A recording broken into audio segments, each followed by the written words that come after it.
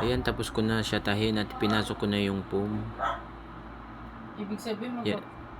Inaalin ko na, lalo na yung sa may mga kanto. Kasi yun yung hindi napasok dun yung dulo ng foam, kaya dinudukot-dukot ko yan. Inaalin ko na. Yan. Tapos na. At ito naman ang sunod, yung panlagay dun sa may sandalan ng paa sa ilalim. Kailangan din balutan yung tigkabulang dulo niyan para hindi makita yung plywood. Ginugupit ko din yung mga excess para hindi mahirap pagtakir.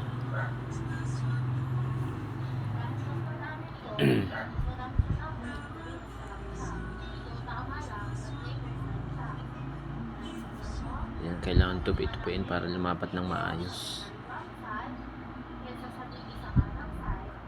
After naman yan, kinabit ko na siya dito sa may bandang dulo sa ilalim yan, no? Sa ilalim na part yan, tago siya sa ilalim. Kailangan din lagyan siya ng cover na itim para hindi makita yung plywood sa ilalim. Diyan ay naka-screw sa dun sa frame niya.